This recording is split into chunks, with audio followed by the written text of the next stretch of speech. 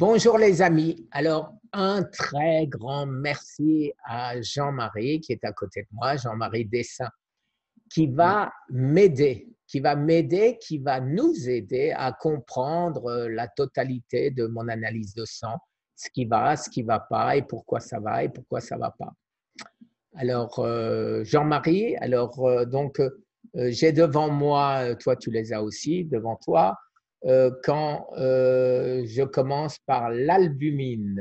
L'albumine, il y avait le mois dernier créatine, random urine 88. Et là, maintenant, je suis à 151 dans le verre.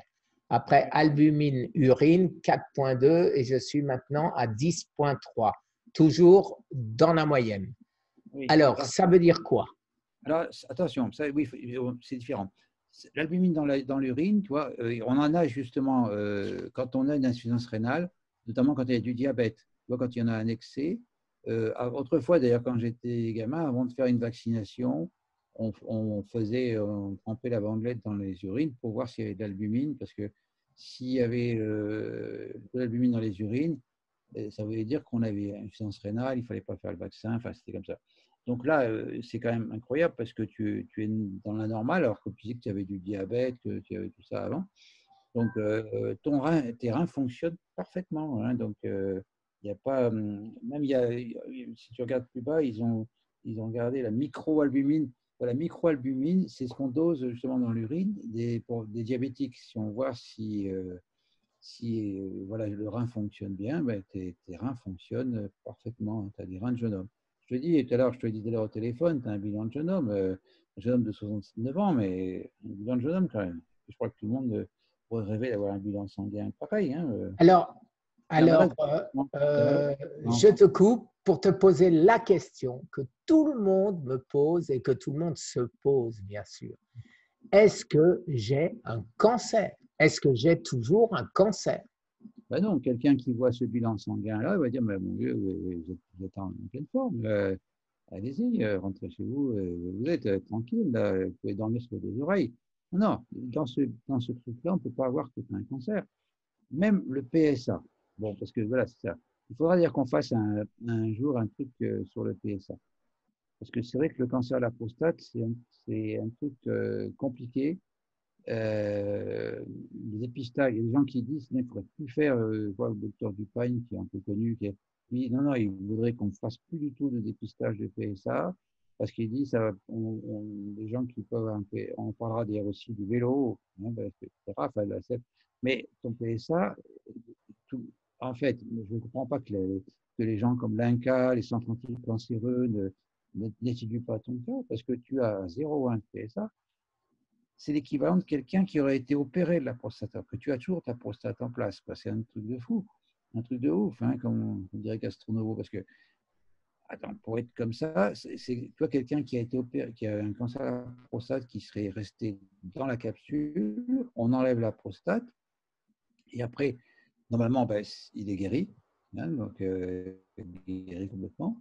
Et après, on surveille régulièrement parce que des fois, il peut y avoir quelques petites cellules quand même prostatiques qui peuvent être traînées à droite à gauche. Mais normalement, si c'était bien intracapsulaire, comme on l'a vu par exemple à l'IRM tridimensionnelle, bah, la personne, une fois qu'elle est opérée, elle est guérie et elle a un PSA qui doit rester comme ça dans les 0,1, 0,2, enfin, etc., en dessous de 1, 2, quoi.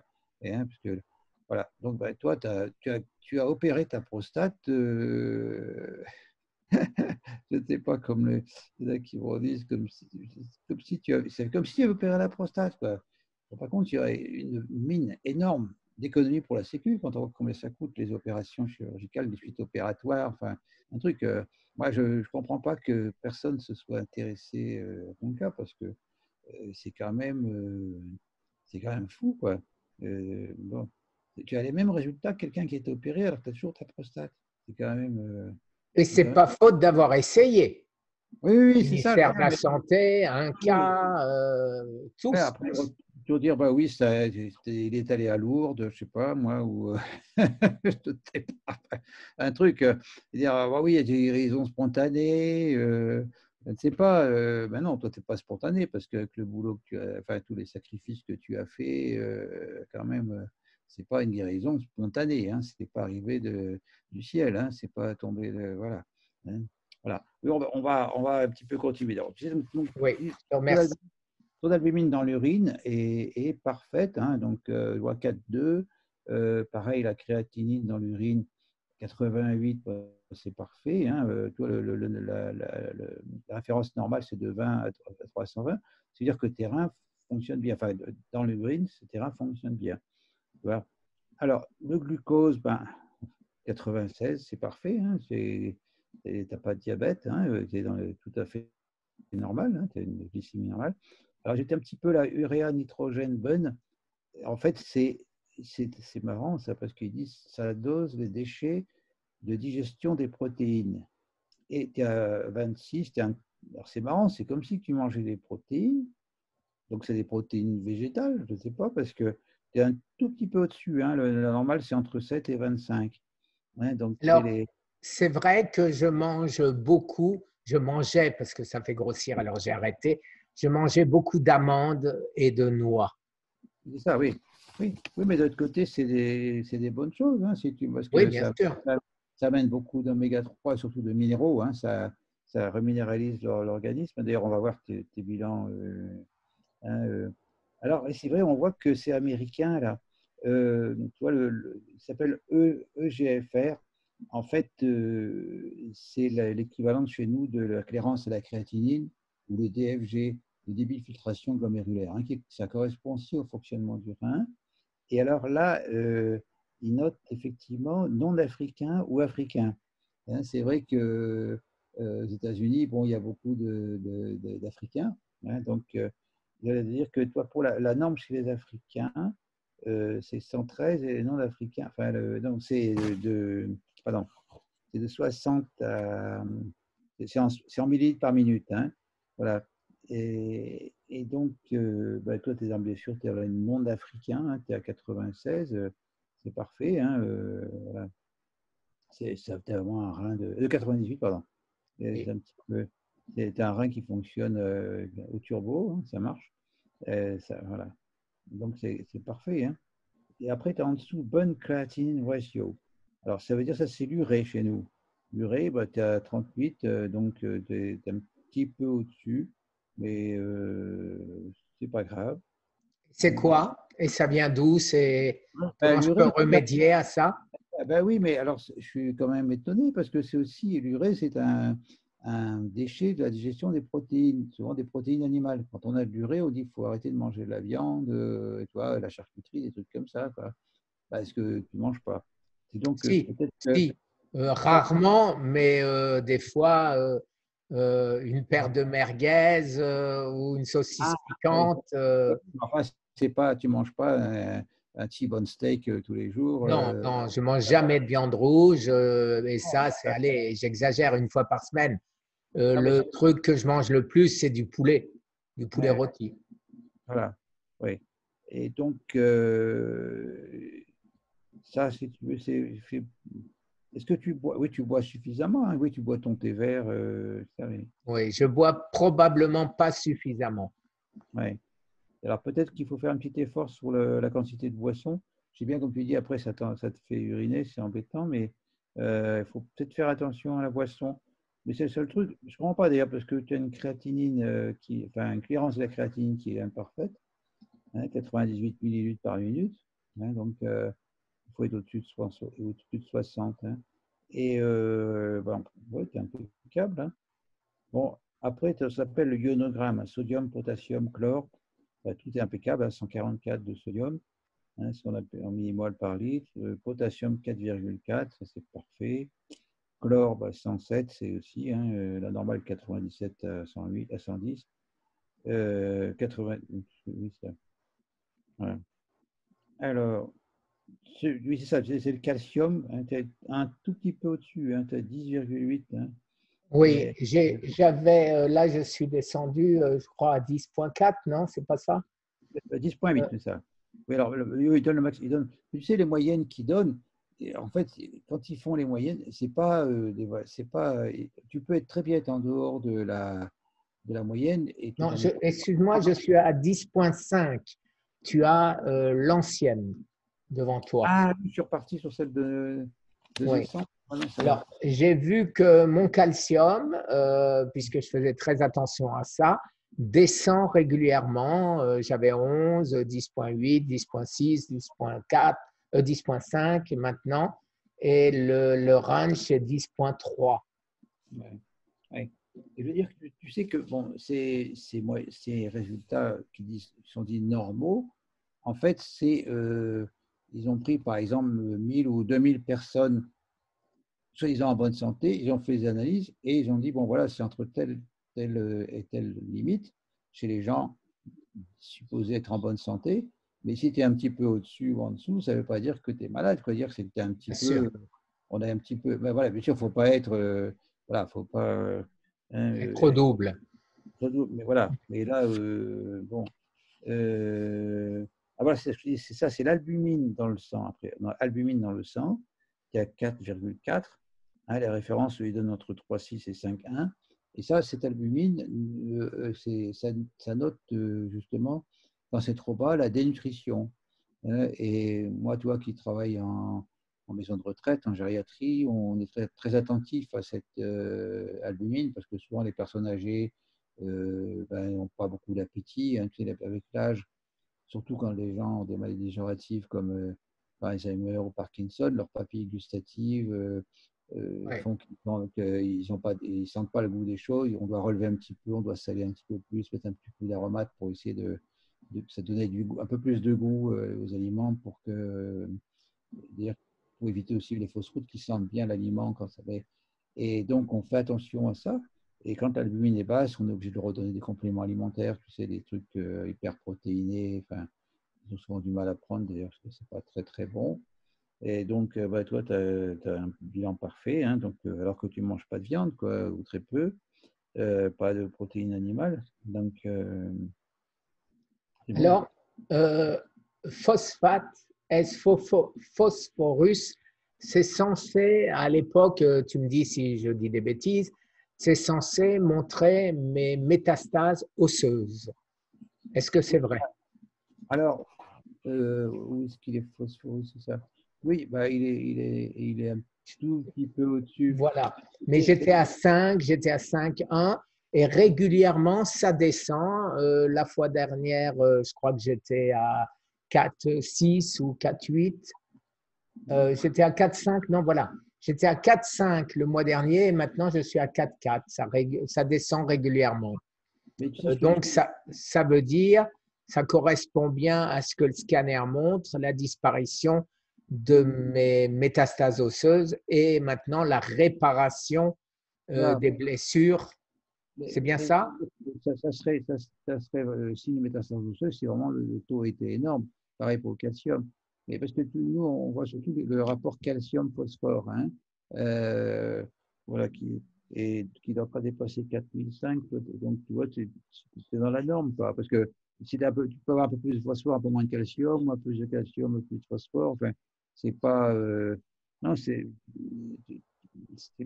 on n'est jamais 100% dans les normes. Hein. Je te dis, Bien c'est une sûr. moyenne, qu'ils ont fait sur plusieurs milliers de personnes, mais on peut être un tout petit peu en dehors, au-dessus, en dessous, sans pourtant être malade, quoi.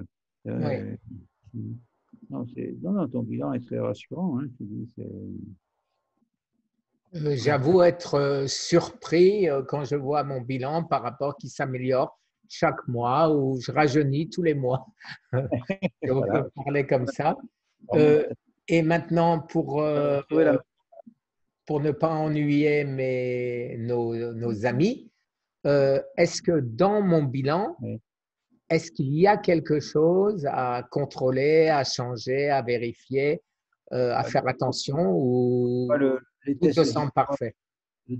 par exemple, le phosphatidylcholine et les transaminases, enfin, AST, c'est comme nous, c'est SGOT, bah, c'est impeccable. Alors, il me semble, tu n'as pas dit que à un moment, tu avais eu le foie gras un petit peu, le NH, non? Tu pas eu, non? Ou quand Non, j'ai cru, parce que comme j'étais très gros et que tout le monde là aux États-Unis et que je mangeais la même cochonnerie que tout le monde, j'ai pensé.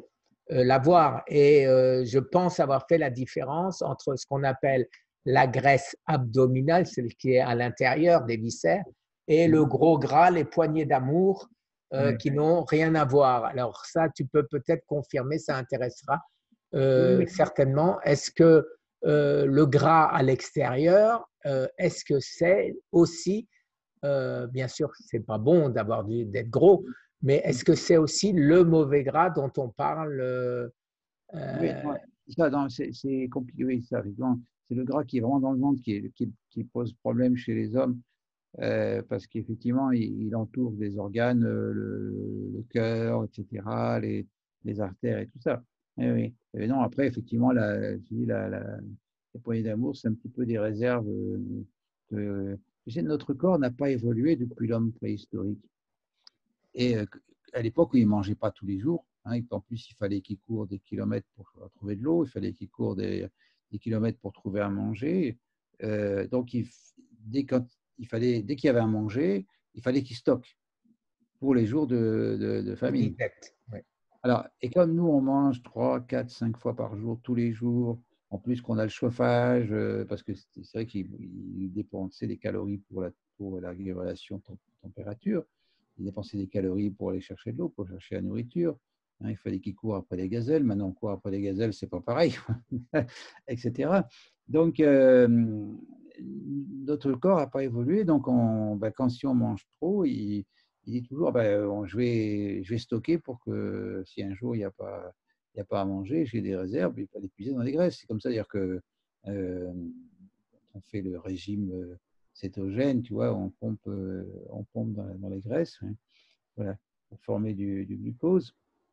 Voilà. Là, Donc, alors, chez les hommes, c'est la poignée d'amour. Chez les femmes, c'est la cellulite. Cette cellulite que les femmes s'ingénient à enlever, en fait, c'est une réserve de graisse qui permet même de mener à bien une grossesse, même en cas de famine. On voyait dans les pays comme l'Éthiopie où voilà, les femmes arrivent à avoir des enfants normaux, bien qu'elles crèvent de faim, parce que justement, elles ont stocké les jours où elles ont mangé, elles ont stocké dans les cuisses, quoi, cette ouais. fameuse cellulite. Quoi.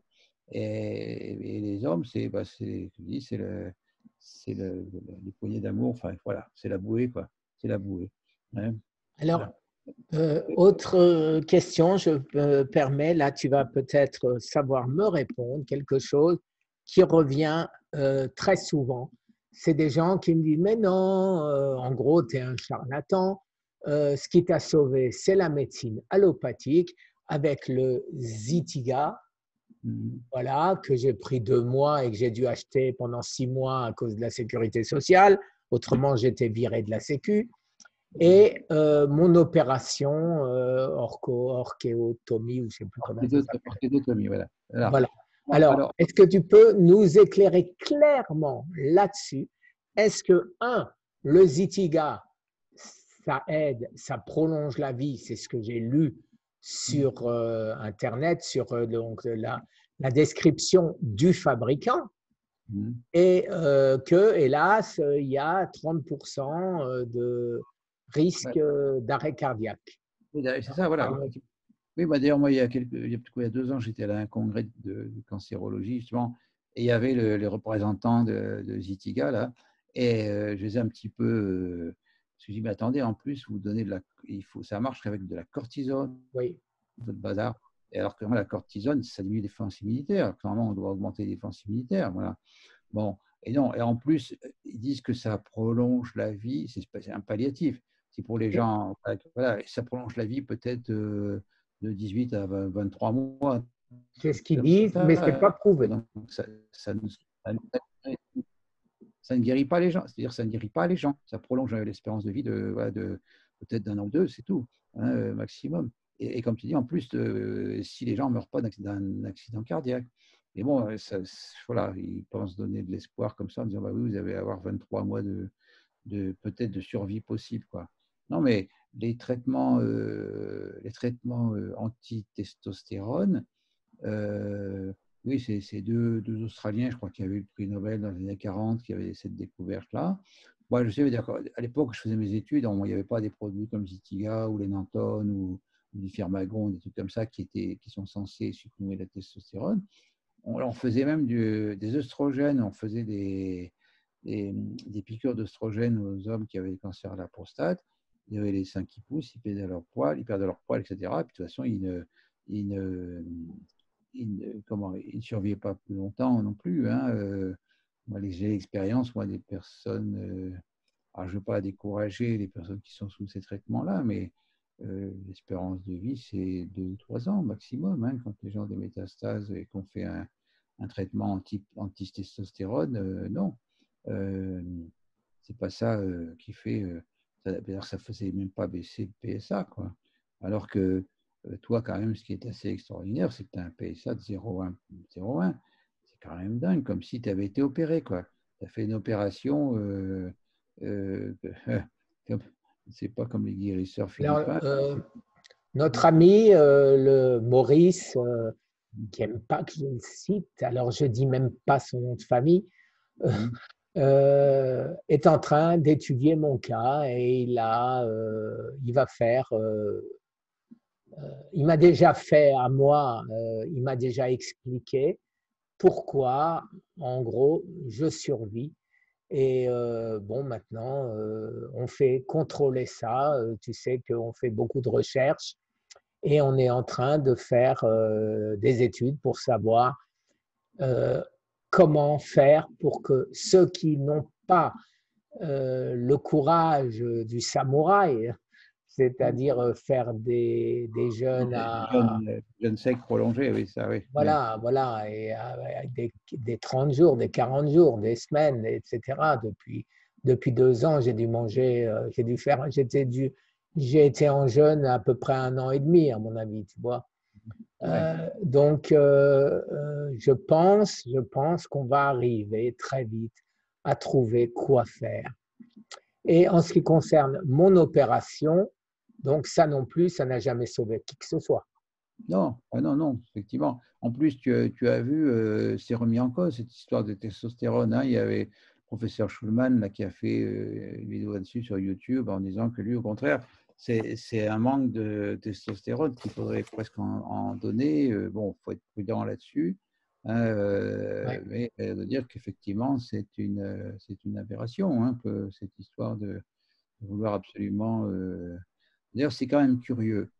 Je te dis, moi, ça me turlupine un petit peu. C'est pourquoi les cancers se produisent, le cancer de la prostate, soi-disant hormonodépendant, que ce soit aussi par le cancer du sein, au moment où on en a le moins de testostérone. Hein, souvent, ça se produit chez la personne âgée. Au moment où on a une chute de testostérone, hein, après 50, 60 ans, on a une chute de testostérone. Hein, ce qui explique des fois, du point de vue sexuel, c'est pas toujours la tour Eiffel, hein, comme on dit. Et chez la femme, c'est pareil, les cancers du sein dits hormonodépendants se produisent après la ménopause. Quand ces pauvres, elles ont des bouffées de chaleur, etc. Elles ont l'ostéoporose parce qu'elles n'ont plus assez d'œstrogène. Donc, il y a des dogmes comme ça qu'il faudrait peut-être, dans la médecine, réviser. D'ailleurs, c'est arrivé plusieurs fois que moi, des choses que j'ai appris à la fac, 5 ans après, c'était tout à fait l'inverse. Hein, et on disait que la médecine évolue sans cesse, quoi. Mais voilà. Alors on dit oui, peut-être que, mais c'est parce que le cancer, il fabrique lui-même sa testostérone, ou alors il testostérone dans les surrénales, enfin le machin, mais c'est quand même curieux, quoi. Moi, ce que je constate, c'est qu'en ce qui me concerne, je n'ai plus du tout de testostérone, alors que j'ai toujours mon cancer qui aurait disparu, mais mes surrénales, elles sont bien là et elles n'en fabriquent pas, en ce Oui, qui me concerne, puisque voilà, c'est indiscernable mon montant de testostérone. Et tout ça, donc, oui, excuse-moi, je perds le fil. oui. Oui, si j'ai été opéré, c'est parce que j'ai été pris de court. Ça faisait 2 mois, 3 mois qu'on me faisait des piqûres de Furmagon, ou 4, je ne me rappelle plus, et j'attrapais des abcès horribles et ça me faisait horriblement mal. Et donc, mon urologue m'a proposé euh, cette solution pour ne plus avoir de piqûres. chose que j'ai acceptée parce que je savais que j'avais au maximum 2 ans à vivre. Oui, ça. Voilà. Et- Et autrement, bien évidemment, j'aurais cherché, j'aurais pas accepté comme ça tout de suite. ouais. Voilà. Et aujourd'hui, ben, je peux plus rien changer. Oui, d'accord. Ben voilà, oui, c'est le problème de la chirurgie, c'est que tu ne peux pas revenir en arrière, hein. Mais pour continuer un petit peu sur ton bilan sanguin, pareil, ce qui est remarquable, ta formule sanguine est parfaite, ton hémoglobine à 14, ben, après les gens disent, oui, non, il faut manger de la viande pour avoir l'hémoglobine. Ben non, tu dois prendre dans les végétaux, hein. Tu sais que la chlorophylle, c'est la même formule que l'hémoglobine, sauf que avoir du fer au milieu, c'est du magnésium. Ouais. Donc, Et la bilirubine. oui, alors la bilirubine, c'est parfait, hein, c'est-à-dire que ton foie fonctionne parfaitement, hein. Je te dis, la bilirubine, c'est pareil, elle est anormale quand le foie ne fonctionne pas bien, et là, elle est parfaite, hein. Vous avez des globules rouges, globules blancs, tout est bon. L'hématocrite, bon. L'hématocrite, c'est le pourcentage des globules rouges par rapport au plasma, hein. Bon, tout ça, tout est bon chez lui, il n'y a rien à jeter, comme disait Brassens, hein. Ta vitamine D, bah, elle est impeccable, hein, 73. Encore, quoi, j'aimerais que tu en aies un petit peu plus, tu vois, vitamine D. 73. Je trouve que les références américaines sont basses. Ils disent que il faut être au-dessus de 30. Donc, tu Ouais. me conseillerais d'en prendre plus que notre ami Eric Berg m'a dit aussi. Ouais. Il m'a dit, lui, il en conseille, surtout d'autant plus que j'ai le coronavirus, Voilà, parce que d'en prendre 30 000 IU unité à la par semaine. jour. Alors que moi, je prends entre 5 000, des fois 5 000, des fois 10 000, des fois 2 000. Non, 30, Je ne suis pas consistant. 30 000, ça me paraît quand même un petit peu beaucoup. Là. Les À moi Américains, aussi, c'est. non, mais 5 000, c'est parfait. 5 000 par jour. Toi, on dit plutôt en moyenne, on dit 1000 par jour, mais 5 000, c'est en ce moment en coronavirus, oui. Vas-y, hein, parce que ça augmente les défenses immunitaires, hein. Ça a été prouvé, hein, Oui. que la vitamine Mais D. peut-on faire une overdose de vitamine D? C'est impossible. Alors, c'est dans les bouquins, et moi, j'en ai jamais vu, hein. Et effectivement, la plupart du temps, on dit non, on ne peut pas parce que on est tous carencés en vitamine D. On ne peut pas la fabriquer, hein. C'est comme la vitamine C, on ne peut pas la fabriquer, et donc il faut avoir des apports massifs. Et justement, comme je te disais, hein, au téléphone, il faut bien prendre avec le Magnésium. magnésium, vitamine C, parce que pour métaboliser une molécule de vitamine D, il faut 8 molécules de magnésium. Ouais, ça se, ça se potentialise, quoi. Donc, il faut. Bon, tu vois, ton zinc est parfait aussi, hein. Alors, le zinc, toi, c'est. Ça, par contre, tu n'as pas dosé le cuivre, hein. Moi, j'aime bien aussi doser le cuivre dans les cancers. Mais Ben, bon, ce qu'on m'a dit, effectivement, je ne sais pas pourquoi il n'est pas dosé, qu'il ne faut pas en prendre. D'ailleurs, Patrick m'avait supprimé une multivitamine que je prenais parce qu'il y avait du cuivre, en me disant que le cuivre booste le cancer. ah, bah, ça dépend. Ouais, si tu veux, c'était, bon, je reviens toujours à Beljanski, puisque évidemment, il y a 50 ans, 40 ans, il y avait lui qui donnait des traitements naturels dans le cancer. Lui disait non, il faut doser le zinc et le cuivre, il faut les doser justement parce que ça permet de faire baisser la ferritine quand elle est en excès, tu vois, et il faut avoir soit le zinc, soit le cuivre, il faut avoir un équilibre entre les deux. Voilà. Donc, peut-être que, voilà. Alors, c'est pareil, hein, le fer, il est impeccable, hein, tu as 73, entre Depuis, 50 et. je n'en prends plus. Oui, oui, il ne faut pas en prendre ça. Parce que ça, par contre, ça, moi, j'avais lu à droite, à gauche que le fer pouvait être oxydant, hein, et que ça pouvait aider le cancer, hein. Donc, il faut. De toi, la saturation en fer est parfaite, la ferritine est parfaite, la capacité totale de fixation du fer, c'est bon. Voilà. Et c'est ça. Alors, il y a un truc qui est intéressant, c'est ton hémoglobine glycosylée, hein, hémoglobine A1C, 5,1. Voilà, ça permet de voir l'hémoglobine glyquée. Ça s'appelle l'HbA1c. Ça permet de voir si pendant les 3 mois précédents, tu étais équilibré au niveau du diabète. Donc, ça, c'est impeccable. Il faut être en dessous de 6, il faut être à 5,1. Bon, il y en a qui disent, chez la personne âgée, on dit on peut tolérer jusqu'à 7. Donc, ben, toi, tu es à 5,1, tu as une immunité de jeune homme, je te dis, tu as un bilan de jeune homme. Alors que j'étais diabétique de type 2 Voilà, oui. et qu'avant, je n'avais jamais en dessous de 7. Oui, alors moi, je sais, tu sais, j'avais des patients qui ne faisaient pas du tout bien leur régime et qui, pendant les 3-4 jours qui précédaient le bilan sanguin, ils faisaient attention. Alors, ils avaient une glycémie normale. Par contre, les médicaments étaient, bon, on voyait bien qu'ils se foutaient du monde, quoi. C'est-à-dire que, bon, après, c'est vrai que dans notre société, tout est fait pour nous faire bouffer du glucose, que voilà, c'est très difficile de résister hein, aux petits gâteaux, voilà, au sucre. Voilà. Donc, parfait. Acide folique, tu vois, c'est intéressant aussi, tu as 17, donc c'est parfait. Hein. L'acide folique aussi, ça fait partie des facteurs anti-anémiques, hein, comme la vitamine B12, voilà, comme le fer. L'acide lactique, je vois, ils mettent tout un baratin en disant qu'ils ont fait cette. Donc, tu n'as pas d'essai, hein, tu es 1,4 de l'acide lactique. Tu as un baratin qu'ils ont fait cette analyse parce que pour te faire plaisir, mais que ce n'est pas reconnu par la Food and Drug Administration. Hein. Hein, ça a été. Voilà. Hein, il doit dire qu'apparemment, ils ne sont pas contents d'avoir fait ça, mais ils l'ont fait quand même. C'est moi qui l'ai demandé parce que tu me Oui, dis si je dis des bêtises. oui. Je demande à surveiller mon acide lactique parce qu'avant, j'en avais énormément. Et acide lactique, c'est le cancer. Oui, c'est ça, c'est que c'est la dégradation aussi des protéines et tout ça, des muscles, tu vois. Voilà. Donc, ouais, non, et c'est impeccable. Oui, oui, bah, apparemment, c'est un truc oui, qui n'est pas reconnu, mais ben, c'est impeccable. De toute façon, c'est bon. Ouais. Bah, écoute, Est-ce que je dis des bêtises quand je dis que, bon, c'est Otto Warburg, hein, où le corps est capable de brûler le glucose, et à ce moment-là, eh ben, tout va bien, on n'a rien, on n'a pas de cancer, ou il ne le brûle pas et il le transforme en acide lactique.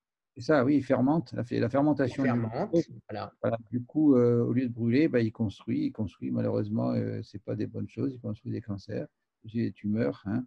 Voilà. Donc, pour moi, l'acide lactique me semble être un Ouais, marqueur important du cancer. moi aussi. Oui, oui. Alors, on trouve l'acide lactique, tu sais, justement, après les efforts physiques, par exemple, si on fait des efforts physiques trop Les intenses, crampes, voilà, et tout. Mais là, c'est bon. Hein, voilà. Bon, ouais. je ne sais pas combien de temps on a mis. On ne va pas trop lasser Voilà, nos bah, écoute, je pense qu'on a fait le tour.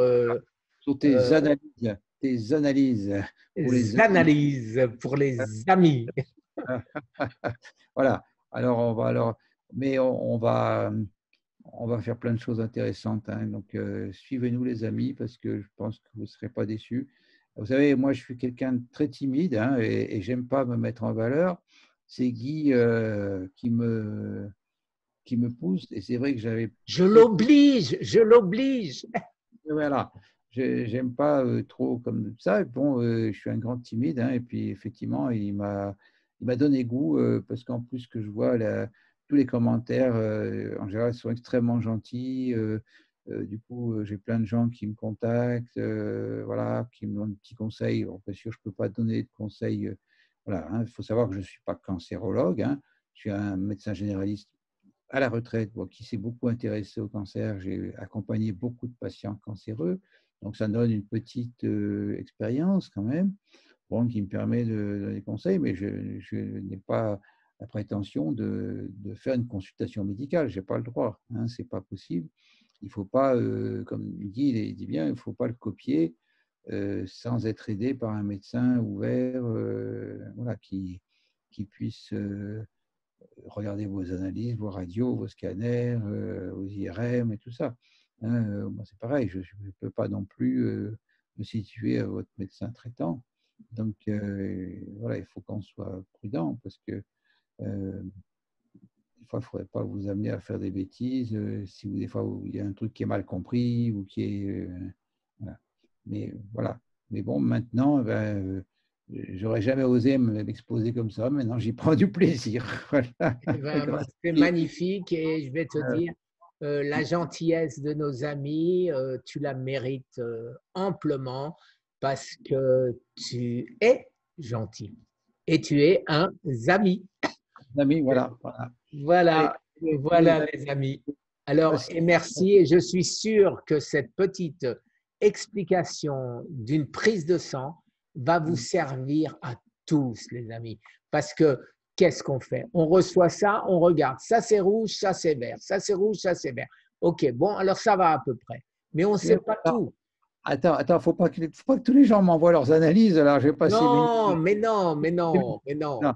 Mais Non, tiens, ce que je veux dire simplement, c'est que maintenant, tu nous as expliqué ce que c'est, qu'est-ce qui est bien, qu'est-ce qui est pas bien, qu'est-ce qui est… Voilà, donc c'est important de le savoir. Voilà. Maintenant, quelqu'un qui verra que il a un manque d'albumine, hein, c'est bien ça, eh ouais, ben, il oui, sait qu'il manque de protéines. Voilà, c'est tout un voilà. C'est ça. résumé très court. Voilà, Non, parce que tu vois, effectivement, c'est important cet élément, parce que on dit il y a justement, c'est un Américain, Roy Walford, qui avait beaucoup de faits d'essai sur des mammifères. Il arrivait à prolonger, à doubler la durée de vie chez des mammifères en faisant une sous-alimentation, mais sans dénutrition. Donc, alors, on peut se sous-alimenter, mais tout en restant raisonnable, en surveillant les paramètres. Justement, si on veut faire du jeûne, il faut se c'est ce faire que suivre. je fais depuis 2 ans. Voilà, c'est ça. Il faut se faire suivre parce que c'est ça, c'est tout important, c'est ça, la sous-alimentation sans dénutrition, c'est-à-dire sans perte de minéraux, de magnésium, de calcium, de phosphore, etc., et d'albumine, d'avoir un minimum de protéines. Alors, je pense qu'on en a un petit peu parlé tout à l'heure. Peut-être que parmi nos amis, il y en a qui ont des relations. On ne sait pas. On va faire du lobbying. Et moi, j'aimerais bien que Guy passe l'émission d'André Berkoff, hein, voilà, comment c'est aussi. Ouais, Sud-Ouest, ça s'appelle, ou quelque chose comme ça. Oui, c'est ça. Hein, Radio Ouest, je ne sais pas quoi. Parce Ouais. que effectivement, il faut vraiment qu'on donne de l'écho à ton bouquin et puis surtout à ta réussite, quoi, qui est… Tu te rends pas compte que si tous les gens pourraient avoir les gens qui avaient un cancer de la prostate métastatique dépassé, euh, et ils aient tous un PSA 0,1, pas sans opération, je vois pas déjà l'opération, c'est quand même une opération, hein, anesthésie générale, Exactement. les suites opératoires qui sont pas sympas. Alors peut-être, bien sûr, tu as fait quand même des sacrifices, des gros sacrifices d'alimentation, mais au moins tu n'avais pas passé par le bloc opératoire avec les risques de l'anesthésie, les risques hémorragiques. En ce moment, d'ailleurs, à cause du Covid, les chirurgiens, ils ne peuvent même plus opérer parce qu'ils ont plus rien. Tout ce qui est les curares et tout ça, tous les produits sont réservés au Covid. Donc, ils ont des centaines d'opérations en retard. Donc, toi, tu as opéré ta prostate sans opération. C'est quand même génial. Donc, il faudrait quand même que les autorités, la Sécu, l'INCA ou autres s'y intéressent quand même. Ouais. Bon, l'Inca, je me fais plus d'illusions. J'ai essayé des dizaines de fois, les lettres recommandées et tout. Ça a été après, d'abord des oui, oui, on va vous donner un rendez-vous. Et après, finalement, ça a été niet complètement. Donc, mais par contre, il y a une chaîne aussi, une radio que j'aime beaucoup, qui s'appelle Beurre FM. Oui, c'est ça, c'est là qu'il y a. Oui, oui, c'est ça. Et effectivement, en général, Beurre FM, ils invitent quelqu'un qui a sorti un bouquin. Et donc, tu vois, dernièrement, il y avait Jean-Pierre Willem qui avait sorti un bouquin sur les Oui. huiles essentielles antivirales, hein. Donc, Réginald Alouche, donc professeur Joyeux, enfin, tous les gens qui ont quelque chose à dire, qui vont dans l'idée de ce que je fais, en gros, sont là. Et alors moi, qu'est-ce qu'ils attendent? Qu'est-ce qu'ils attendent? Alors les amis, vous qui connaissez, écrivez-leur, dites-leur qu'ils m'interviewent comme je suis en train de le faire aux États-Unis, avec Eric Berg qui a salué le succès du siècle. Donc, faites-le, aidez-nous les amis, aidez-nous. Quelqu'un connaît, bien sûr, connaît les Beurre FM, ils ont des moyens d'entrer en relation avec eux. Alors peut-être que il faut peut-être simplement que tu leur envoies ton bouquin, je ne sais pas, par Mais courrier, ça, on va le faire aussi. hein, que ça pourrait les intéresser avec tes coordonnées, parce que hein, c'est toujours, même le professeur Perron hein, est passé plusieurs fois, très nombreux, d'ailleurs très nombreuses fois chez eux. Hein, après, bon, les gens contestent ou contestent pas, n'empêche que moi je l'aime bien, Perron. Moi, j'adore Perron. Comment Voilà. peut-on dire de grands savants comme eux, comme tous ces gens-là qui aujourd'hui sont bannis, qui ont été les piliers de notre science, de notre médecine, et tout à coup, on décide que c'est tous des charlatans. Alors moi, ça me reste, j'arrive pas à comprendre. D'accord. Bon, allez, on va pas refaire le monde. Hein. Non, on va pas refaire le monde, et puis après, on va nous traiter de conspirationnistes. Voilà.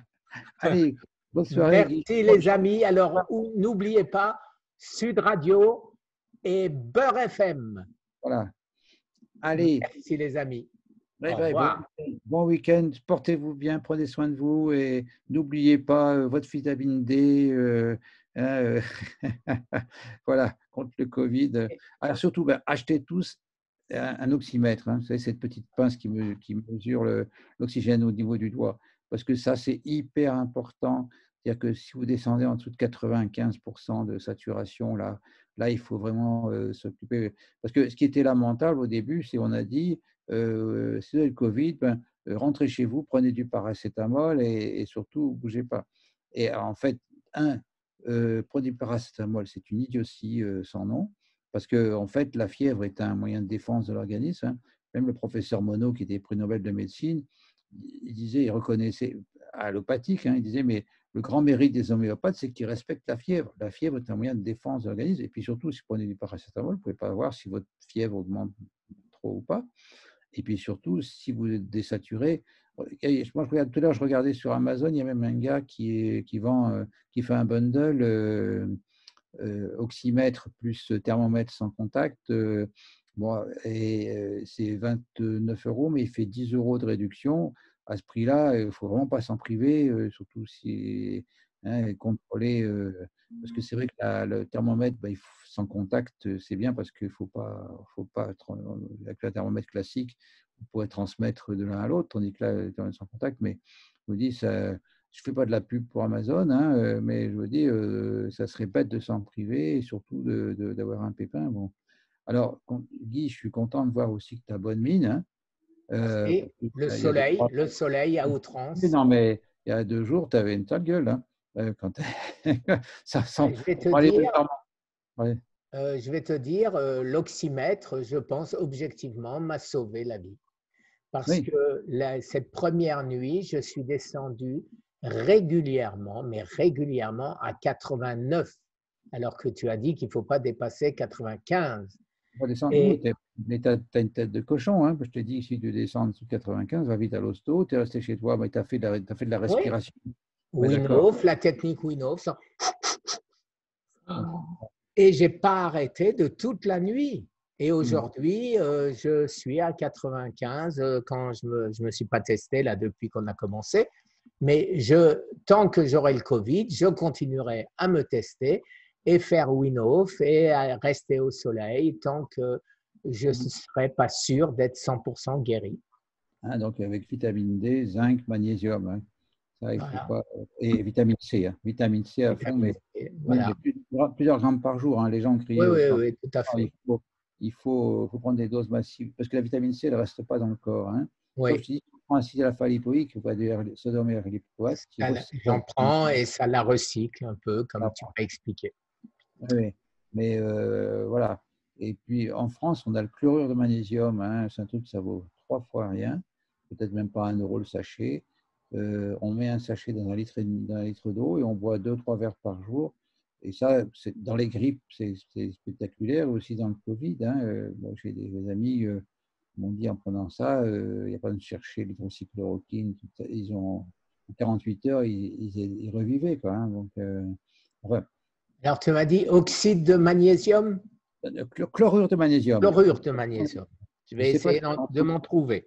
c'est une poudre, c'est une poudre. Alors, c'est horrible à voir, c'est très mauvais. Et Ah ben, ça tombe bien, je ouais, sens plus rien. oui, c'est des sachets de 20 grammes. Tu mets un sachet de 20 grammes dans un litre d'eau ou un litre et demi d'eau. Tu secoues bien et tu bois. Alors, ça donne la diarrhée si tu en prends trop. Donc, il faut prendre 2 à 3 verres par jour si tu mesures un petit peu. Et c'est le seul cas où je conseille le chlorure de magnésium. Sinon, le magnésium, je préfère le bisglycinate qui ne donne pas de troubles digestifs, qu'on peut prendre régulièrement, ou le citrate, ou les deux. Hein. Il y a des comprimés où tu as citrate et bisglycinate. Hein.